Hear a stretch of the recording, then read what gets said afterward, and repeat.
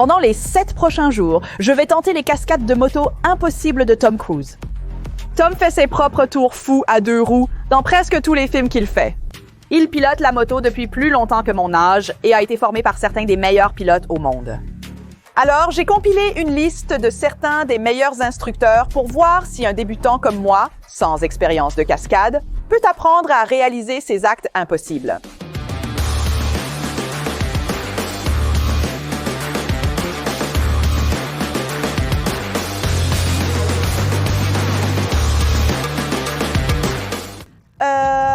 J'ai regardé Top Gun et certains des Mission Impossible quand j'étais enfant, mais je n'ai pas vraiment suivi les films. Ce n'est qu'après avoir commencé à faire de la moto il y a 8 ans, regarder Dead Reckoning au cinéma et l'avoir vu conduire une moto hors d'une falaise que j'ai commencé à regarder en boucle ces films et penser « Pourrais-je faire ça ?» J'ai toujours considéré les cascadeurs comme des voyous, mais en regardant simplement certaines des formations folles que Tom aurait à faire, il y a peut-être plus en eux. Dans une scène ringarde des années 90 de Mission Impossible, Ethan Hunt, joué par Tom Cruise, se retrouve dans une bataille de wheelie avec le méchant principal. Je suis donc à l'université du wheelie à San Diego pour apprendre à faire des wheelies sur les mêmes triangles que dans cette scène. Bonjour, je suis Brian Steves, c'est l'université du wheelie. Nous sommes ici depuis environ 11 ans maintenant, montrant aux coureurs comment s'amuser en faisant des wheelies et surtout en enseignant la dynamique des motos, en veillant à ce que nous ayons un coureur plus sûr, qui est plus en phase avec la moto, et finalement c'est une bonne chose.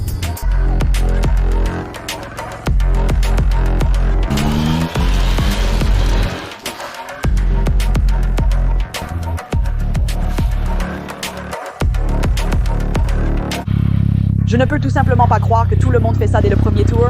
Les gens commencent déjà à faire des wheelies immédiatement. Il y a donc quelques points à propos des wheelies. En surface, ils peuvent sembler un peu faciles, mais il se passe en réalité beaucoup de choses. L'un des points d'accent que nous mettons ici à l'université du wheelie concerne beaucoup les aspects de sécurité de ce qui peut mal tourner avec les wheelies. Il y a donc certaines choses que vous voulez surveiller. Beaucoup de wheelies commencent à osciller, pas seulement à surrotater. L'oscillation est une grande partie du puzzle que nous aidons à résoudre ici à l'université du wheelie. Brian a cette technologie sur le vélo qui aide essentiellement à garder ses wheelies en sécurité afin que nous puissions nous entraîner sans tous nous écraser, et il est très privé à ce sujet, donc je suis le premier YouTuber qu'il ait jamais autorisé à venir et à filmer quelque chose. Donc je me sens vraiment très chanceux de pouvoir filmer cela pour vous. Tournez vers le haut. Net. Amuse-toi.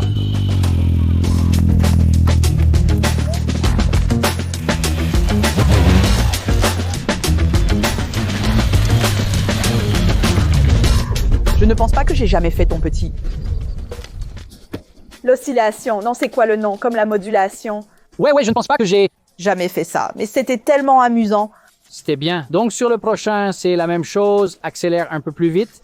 Puis commence à frapper un peu plus fort et commence à frapper un peu plus fort. D'accord? Et puis une fois que tu l'as frappé, restons dessus juste un peu. Laisse-le monter, c'était un sacré début. C'était tellement amusant, merci. C'est super badass, tu viens de le faire, de quoi tu parles? Tu le fais? Après tu deviens fier. On m'appelle Badass avant même de le faire, je... L'ai fait en premier, mais tu le fais après ça.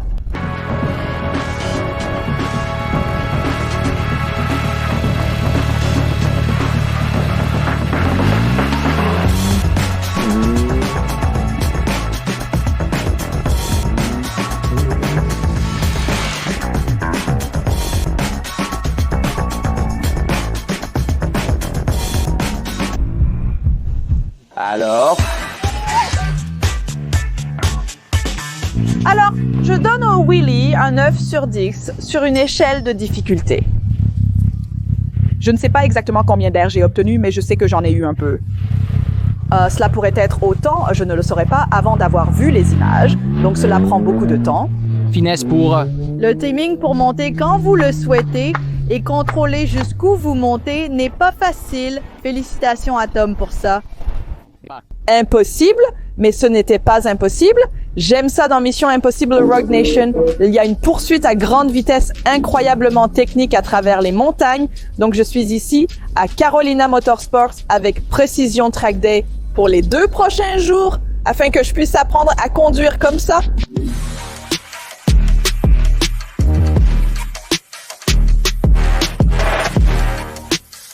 Ce que j'avais complètement oublié de prendre en compte, c'est ce qui peut se passer lorsque vous roulez sur des pneus froids. Selon GK Low Office, le caoutchouc des pneus de moto interfère le mieux avec les surfaces routières lorsque la surface du pneu est d'environ 135 degrés Fahrenheit ou 57 degrés Celsius.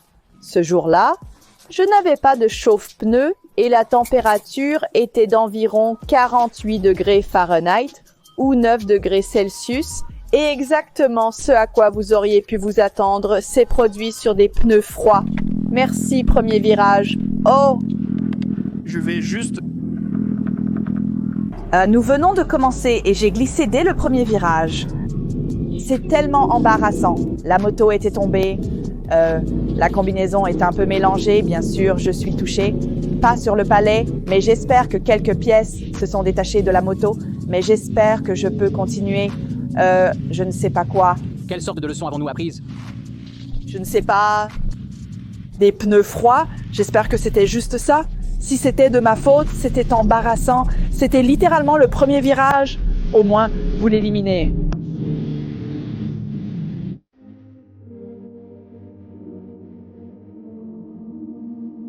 Je ne sais même pas ce qui s'est passé. J'ai l'impression que tu es la première personne à le faire, alors... Je suis étonné du manque de réaction. Parce que tout le monde l'a fait. J'ai écrasé à 100 miles à l'heure. J'ai écrasé là-haut à 2 miles à l'heure. Je ne veux pas écraser un autre de tes vélos. Non, tu es bon. Tu n'es même pas le premier drapeau rouge aujourd'hui, sérieux? Ouais, il y a un gars dans la session avant toi, le gars dans la session avant toi, et puis il savait que l'intermédiaire était le premier vol rouge que j'ai vu, il pourrait y avoir un nom. Qu'est-ce qui s'est passé? Non, je ne pense pas que c'était le même endroit, donc ouais, tu revendiques le coin. Cela me fait me sentir un peu mieux. Donc la Ninja 400 est hors service pour le moment. La cheville s'est cassée, mais aussi la partie qui attache la cheville. Et c'est la partie qui est difficile à trouver. Donc il va me mettre sur un R6. Pour l'instant, il va voir s'il peut trouver cette pièce de rechange dans une boutique à proximité. Mais je ne sais pas, nous sommes au milieu de nulle part, donc... J'ai demandé des chauffe-pneus. Je veux dire, je manque un tour en ce moment. Donc je suis juste vraiment déçue à ce sujet. Bien. C'est tout pour l'instant. Donc hier, je n'ai rien ressenti. Hier soir, j'ai commencé à avoir un peu mal. Et ce matin, je me suis réveillée et mon poignet était... Je pouvais à peine m'habiller ce matin. Alors j'ai pris quelques Advil, je l'ai glacé. Donc je vais juste m'assurer que je peux au moins utiliser l'accélérateur. Et si je peux, alors je m'assurerai que je peux au moins mettre mon costume. Mais... je dois m'assurer que je peux faire ces choses. Je ne sais pas si je peux les faire aujourd'hui. D'accord.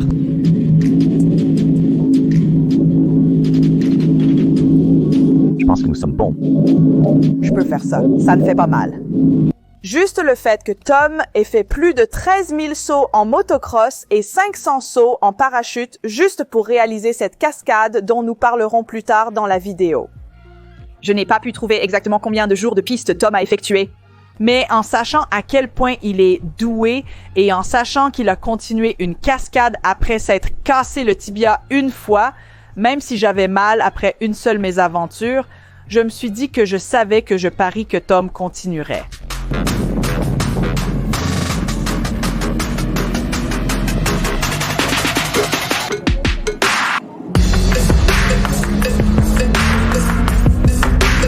Donc je sais que j'ai l'air d'être les méchants et pas Tom Cruise. C'est parce que les méchants portent une tenue complète. Et de plus, on ne vous laisserait même pas sur cette piste, à moins que vous n'ayez l'équipement approprié, mais je viens d'obtenir l'autorisation de porter ce t-shirt, et apparemment, parfois, ils mettent des sweats à capuche sur leur combinaison, s'il fait vraiment froid dehors. Donc ils vont me laisser porter ça, mais je devais juste le boutonner, contrairement à Tom Cruise, parce que c'est une question de sécurité. Nous ne voulons rien qui se balance et qui se coince dans la moto ou quoi que ce soit du genre. Donc je vais vraiment ressembler à Tom Cruise. Non seulement La technique de virage appropriée est une grande partie de la reconstitution de cette poursuite dans le canyon que Tom fait, mais vous devez aussi être à haute vitesse pour faire une poursuite à haute vitesse.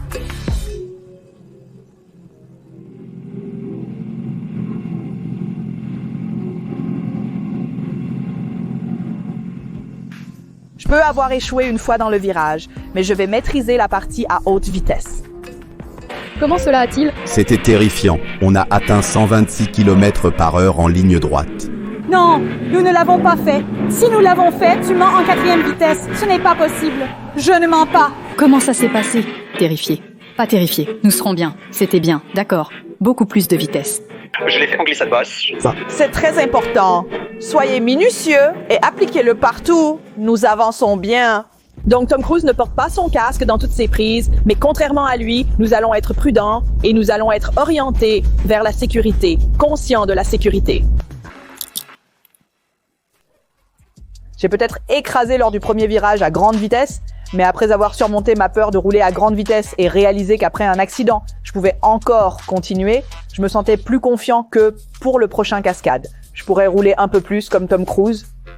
C'est que ce n'est pas facile comme je ne sais combien de jours de piste Tom a fait, mais c'est beaucoup plus que 2, laissez-moi vous dire, parce que je vais devoir faire cela beaucoup plus de temps avant de commencer à ressembler à lui. Je lui donnerai sur l'échelle de difficulté 1 sur 10. Je donne à cette échelle un 10. Hey mec, comment va ma femme du vent préférée? Et je viens de balancer ma moto du haut d'une falaise. Roue en l'air. Tom, je suis un peu occupé en ce moment. Oh pardon, garde ce sentiment d'amour. Tom, j'ai quelque chose à te dire. Parle-moi, Goose, parle-moi. Mets ton casque.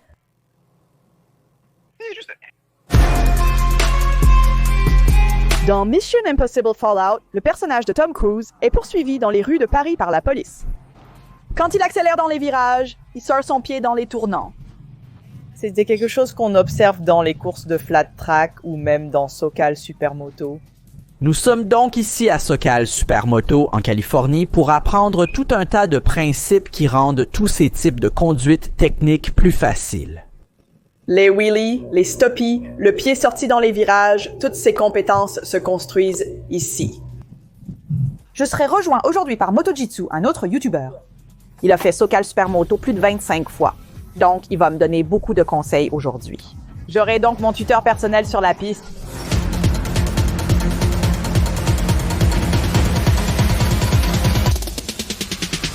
Voici un conseil de pro pour YouTube. Lorsque vous chauffez vos pneus, vous voulez faire beaucoup de wheelies parce que l'air est plus chaud ici qu'en bas, alors vous savez, essayez toujours de garder cela à l'esprit. Je suis Brian, j'ai commencé SoCal Supermoto en 2010 et honnêtement, notre passion est simplement de faire de la moto. J'ai aussi trouvé que c'était le moyen le plus efficace pour rendre les gens sûrs et compétents sur une moto. Notre mission est vraiment simple, donner aux gens le meilleur moment qu'ils aient jamais passé sur une moto et les rendre de meilleurs pilotes. Si vous voulez apprendre des compétences spécifiques, comme les stoppies, les wheelies, les virages en puissance, les burn-out, vous pouvez certainement pratiquer ces compétences individuelles. Notre approche consiste simplement à travailler sur le contrôle de la moto. Je ne connais personne qui excelle en supermoto juste avec une bonne ligne, de la douceur, un bon contrôle des freins et de l'accélérateur sans pouvoir faire de wheelie. Je ne sais pas, tu sais, je ne sais pas comment cela existe. Donc oui, vous pouvez absolument pratiquer ces choses. Vous pouvez travailler sur des cascades spécifiques. Il n'y a rien de mal à cela. Mon approche est de vous rendre vraiment solide et compétent sur la piste. Ensuite, vous commencerez naturellement à faire des stoppies. Vous commencerez à faire des wheelies et ce genre de choses viendra naturellement.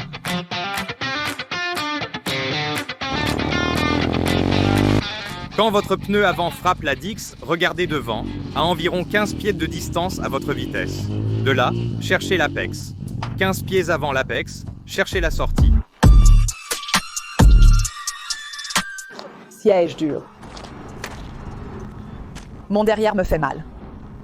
Ce que je dis toujours aux gens qui font du vélo de sport, ça sonne ridicule, mais en gros, allez jusqu'à votre point de virage, faites la queue, prochain point de virage, faites la queue, et ça les empêche de faire comme je suis en train d'embrasser le miroir maintenant, parce que le gros problème est qu'ils font la transition trop lentement, ils n'ont pas un point de virage assez intentionnel. C'est ridicule, mais efficace. Voilà pourquoi nous venons. Nous avons fait tout le circuit, tout en asphalte. Et maintenant, la deuxième moitié aujourd'hui, nous allons mélanger terre et asphalte. Et je pense que nous allons faire quelques sauts. Avant que Tom Cruise ne lance une moto d'une falaise, il a pratiqué 13 000 sauts de motocross. Et nous n'aurons peut-être pas le temps aujourd'hui de faire 13 000 sauts de motocross. Mais ce que nous pouvons faire, c'est une introduction au saut. C'est donc ce que nous allons faire ensuite.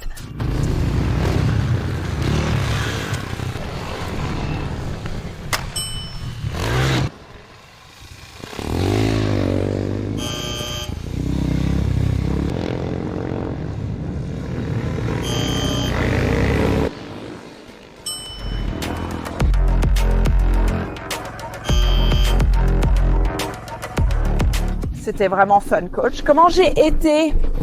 Tu as l'air bien, sérieusement. Tes erreurs sont super standards, rien ne saute aux yeux comme faux. En gros, tu dois tourner un peu plus tard, faire une transition plus dure, atteindre le sommet car souvent, tu en es à 4 ou 5 pieds. Concentre-toi sur le fait de passer ta main sur le trottoir pour en sortir une belle conduite en allant un peu plus loin et en le faisant pivoter.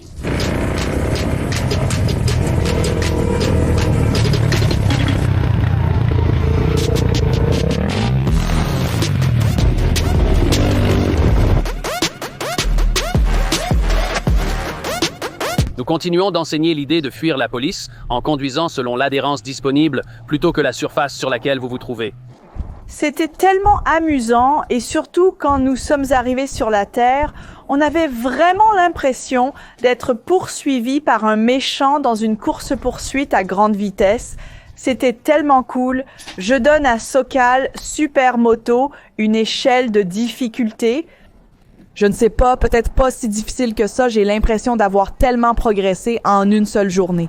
Donc, je dirais une difficulté de 6 sur 10, mais je suis loin du niveau de Tom Cruise. Après cela, il me faudra encore quelques leçons de Sokal Supermoto. Je n'ai pas fini d'essayer de m'entraîner comme certains pilotes fous, alors assurez-vous de vous abonner pour voir les prochains. Il y a donc 3 mouvements particuliers des films Mission Impossible que je n'ai pas réussi à trouver un cours particulier pour apprendre. Mais Brian Garahan, coureur professionnel et vainqueur de plus de 30 événements nationaux de hors-piste, a accepté de me montrer comment les faire. Mais je n'ai que 3 heures avec lui. Brian Garahan de Garahan Off-Road Training est avec Caroline. Elle voulait apprendre 3 manœuvres aujourd'hui, dont le Stoppie. Le Spinny serait le Burnout, faire tourner et sauter la moto. Je voulais la voir faire le tour du terrain, évaluer son niveau de compétence. Je suis optimiste quant aux manœuvres de haut niveau qu'elle veut apprendre aujourd'hui, qui nécessitent beaucoup de contrôle de l'accélérateur et de l'embrayage. On verra comment elle s'en sort.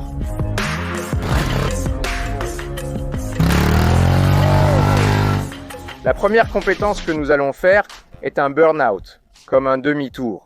C'est une excellente compétence pour la conduite tout-terrain pour commencer. Tu vas devoir utiliser ton ami ici, l'embrayage. D'accord, contrôle de l'embrayage. J'aime mon embrayage, oui. Les gens négligent souvent le fait que les derniers 10% de l'embrayage sont les plus importants, là où toute l'action se trouve, plutôt que de se concentrer sur les 90 premiers pourcents qui ne font rien. Vu l'affluence, on devra contrôler l'accélérateur avec l'embrayage simultanément. Je tiens la moto ici pour un ressenti maximum avec elle. Voyons si je peux le faire. Retour dans l'autre sens. Oui, c'est cool.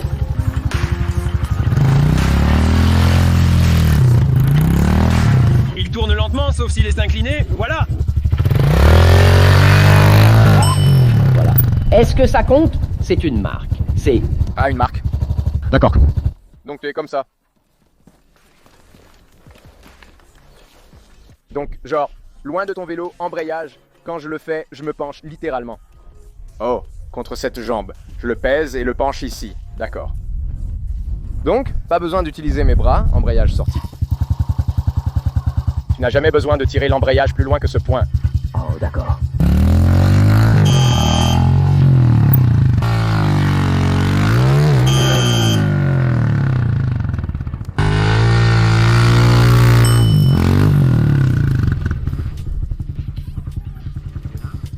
sont... Pourquoi contrôlez-vous votre vitesse avec votre embrayage plutôt qu'avec vos freins? J'ai peur des freins. Tu devrais utiliser les 2 freins de ton vélo, même pendant que tu roules, tout comme quand tu appuies sur la pédale de frein dans ta voiture. Ça ne freine pas seulement les roues arrière, mais aussi les roues avant et toutes les 4 pneus.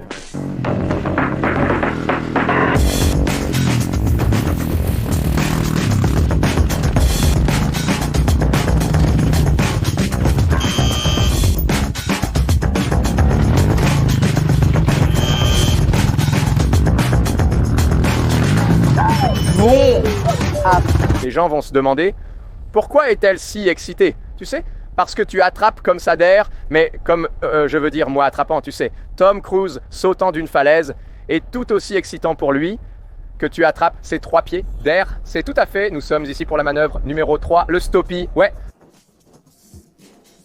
Encore une fois, le stoppie n'est pas quelque chose que tu vas typiquement faire, mais c'est en fait une bonne compétence à pratiquer. Donc, quand tu te retrouves dans ce scénario, tu sais comment réagir. En conséquence, tu ne paniques pas trop et ne réagis pas trop dans le film. Scène, génial. Je pense que c'est une des meilleures scènes. C'était vraiment... Je pensais que c'était génial, C'était cool, mais c'était vraiment comme ça.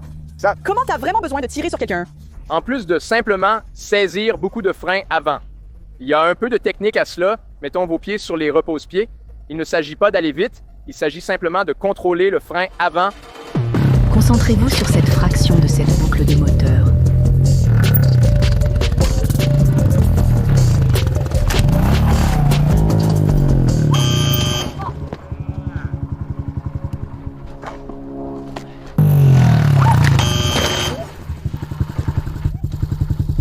Compris.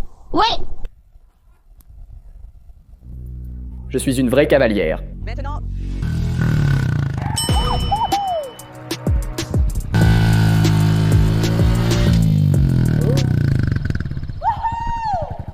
À chaque fin de cours, je me dis que je ne le ferai pas.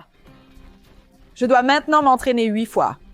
Ouais, et c'est ce que les gens ne comprennent pas. Genre, qu'est-ce qui suit? Je suis genre, qu'est-ce que tu veux dire? Qu'est-ce qui suit?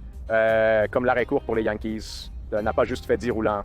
Fait des roulants pendant 1 heure, puis essayé pour les Yankees et n'a jamais refait de roulant. Tu sais, comme tu as fait la même chose pendant 30 ans, 1000 roulants tous les jours. Tu sais ce que je veux dire? Comme tu dois faire les mêmes exercices tous les jours, les bases fondamentales tous les jours. Tu sais, tu ne peux pas simplement sauter ça. D'accord. Tu t'es amusé aujourd'hui? C'était tellement amusant, je ne m'attendais vraiment pas à pouvoir en faire une partie, donc je suis excitée d'avoir pu en faire un peu de chacun. Dans quoi te sentais-tu le plus confiant? Le plus confiant peut-être dans le stoppies. Je pensais aussi que ce serait le plus difficile, même si je le savais. Ouais, peut-être que les stoppies, sur une échelle de difficulté de 1 à 10, je donne à ces mouvements comme un 9 sur 10. Ouais, il n'y a aucun moyen que je sois aussi bon que Tom Cruise en seulement 3 heures avec ces 3 mouvements. C'était tellement difficile, mais je ne m'attendais vraiment pas à pouvoir faire un stoppie du tout après juste comme 1 heure, ou alors je suis excitée à ce sujet. Mais tout le reste, comme ça, c'est dur. Brian et Tom, ils le rendent si facile. Ce n'est pas, laissez-moi vous dire, une roue parfaite ou une poursuite de méchants à travers les montagnes peut sembler si tiré par les cheveux pour un pilote régulier et puis avoir un petit goût de cela après seulement quelques jours. Cela m'a fait me demander combien d'entre nous essayons quelque chose, échouons et nous arrêtons simplement assez dur. Si la principale différence entre nos sauts d'entraînement et le saut de falaise de Tom est qu'il l'a fait 12 900 fois de plus que nous, eh bien, continuons simplement à sauter.